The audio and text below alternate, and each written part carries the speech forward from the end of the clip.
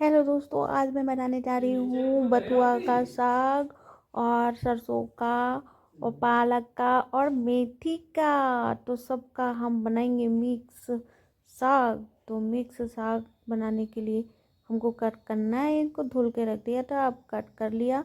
अब कट करने के बाद हम इसको डालेंगे कुकर में डालने के बाद देखिए, मैंने कहा जल्दी जल्दी से मैंने कट कर लिया था और छोटा छोटा कट किया है, बहुत छोटा छोटा।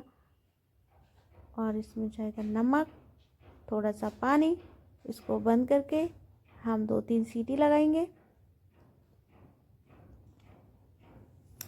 2-3 सीटी लगाने के बाद फिर हम इसको देखेंगे ओपन करके। तो ओपन करके देखते हैं कैसा टेक्सचर आया है इसमें।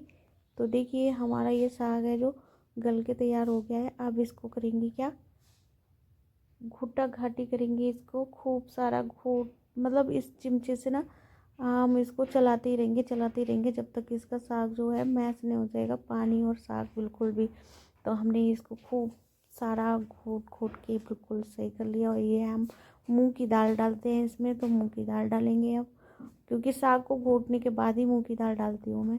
तो मूंग की दाल डालने के बाद फिर थोड़ा सा मिर्ची हरी काट के डाल दिए और थोड़ा सा डालेंगे इसमें पानी, क्योंकि दाल गलने के लिए भी पानी चाहिए। तो ये पानी डाल दिया मैंने और अब इसको मिला के सबको और हम रख देंगे गैस पे। और मूंग की दाल है, अगर आप उड़द की दाल डालते हो तो उड़द की या चने की डाल दो, चने की। लेकिन मूंग की दाल तो एक सीटी में ही गल जाती है, तो एक सीटी ही लगाएंगे हम।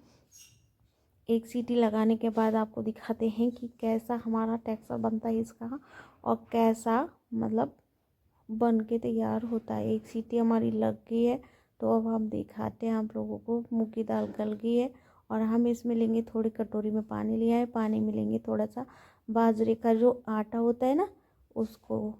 तो बाजरे का आटा हो, आपके पास चावल का आटा हो, जिसका भी आटा हो उसको घोल लेना है पानी में। और घोलने के बाद हम इस साग के में इसमें डाल देंगे, क्योंकि गरम गरम साग चल रहा है, उसमें हम पानी डाल देंगे ये वाला जो आटे का। और इसे चलाते रहना है, क्योंकि वरना ये जो हमने डाला है ना आटा घोल के, वो लग जाता है। तो चलाते रहना है इसको, और चलाने से जितना चलाओगे उतना ही साग अच्छा बनता है, टेस्टी बनता है और मस्त।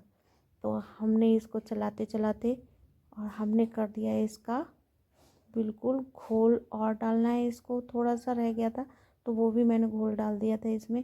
अब इसको हम चलाते रहेंगे, क्योंकि चलाने से ये जितना अच्छा बनता है ना उतना चलाने से ही बनता है। जितना चलाते रहोगे उतना ही साग अच्छा बनता रहेगा। कुछ लोग मिक्सी से पीसते हैं, लेकिन हम मिक्सी से नहीं पीसते हैं इसको। मिक्सी का जो होता है ना वो पालक पनीर में हम पीस के डालते हैं, लेकिन जो साग बनाते हैं वो हम इस घोट घोट के बनाते हैं। और कम से कम इस साग को लगते हैं 2 घंटे। तो फाइनली हमारा साग ये इस तरह से मैं इसलिए देख रही हूँ, क्योंकि इसको जो चिमचे में लेके देखते हैं ना तो उसमें। और मैंने ये लहसुन और मिर्ची और प्याज ये तड़का के लिए तैयार कर लिया है। तो हम फाइनली अब लगाते हैं तड़का। तड़का लगाने के लिए हमने पैन गरम कराया, पैन में और डाला तेल, सरसों का प्योर तेल, सरसों का तड़का लगाएंगे। तो अब हमने इसमें डाला जीरा।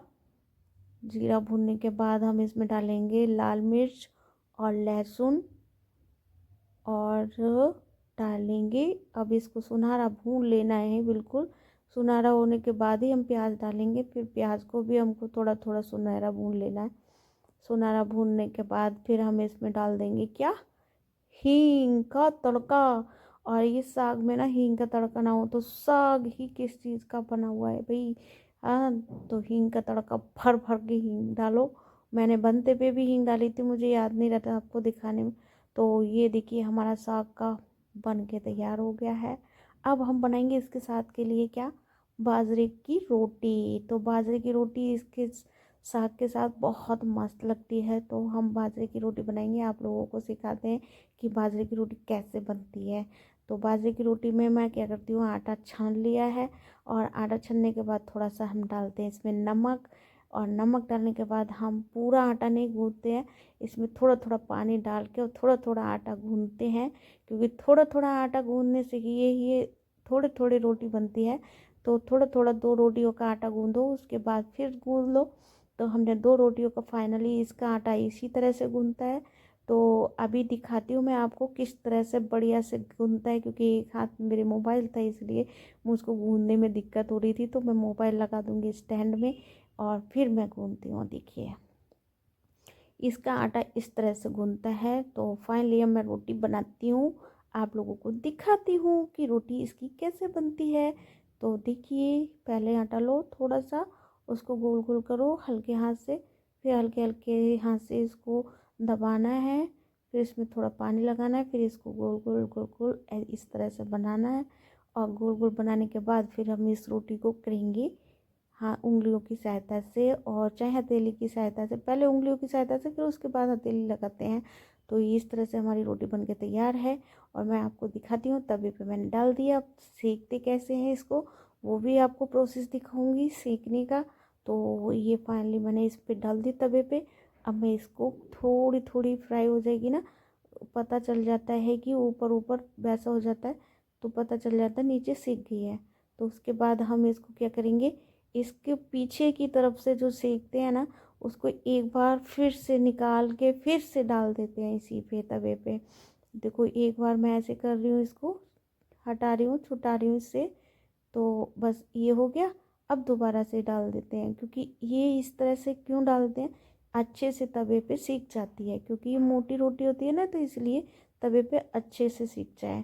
अब मैं दूसरी रोटी बनाती हूँ इसी प्रोसेस से, इसी प्रोसेस यही तरीका है सब, मतलब इसी तरह से हम 4 रोटी बनाई थी मैंने ये वाली बाजरे की आटे की, क्योंकि बच्चा मेरा खाता नहीं है, मैं ही खाती हूँ, होम्योपैथी खाते हैं।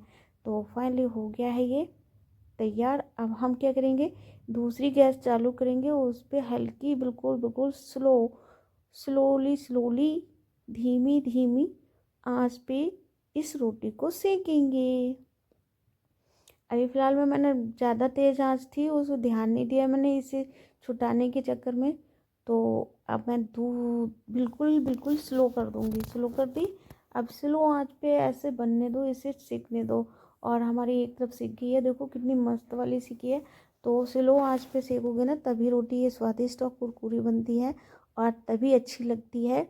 और आप लोगों को कैसी लगी हमारी रेसिपी, अगर अच्छी लगी तो लाइक कमेंट सब्सक्राइब ज़रूर करना और शेयर भी कर देना अगर आपको अच्छी लगे मेरी वीडियो तो देखिए फाइनली हमारी रोटी सीख के तैयार हो गई है और हम चलते हैं अब दूसरी रोटी सेकने। तो दूसरी रोटी भी हमारी तवे वाली सीख गई है, अब हम गैस पे रख देते हैं इसको सेकने के लिए। तो फाइनली मैंने ये 4 रोटी बनाई थी और थोड़ी सी मैंने गेहूं के आटे की रोटी बनाई थी। तो फाइनली हमारा खाना हो गया है तैयार, डिनर शाम का। तो देसी घी तो ज़रूर ही डालना चाहिए इसमें, वरना स्वाद नहीं आता, देसी घी से ही स्वाद आता है इसमें। तो फाइनली अब हम चख के दिखाते हैं आप लोगों को कैसा लगता है। और मुझे ना ऐसा लग रहा था ना कि मेरा ना बहुत दूर खड़ी हो रही थी तब भी वीडियो सही से नहीं आ रही थी, स्टैंड नीचे पे था ना, तो इसलिए तो मैं झुक के बना रही हूँ। तो आप लोगों को टेस्ट करके दिखाती हूँ कि रेसिपी क्या मज़े हैं। तो ये गया और ये बहुत टेस्टी बना है, बहुत टेस्टी। मुझे तो ये बहुत अच्छा लगता है। बाय बाय, अगर अच्छा लगे तो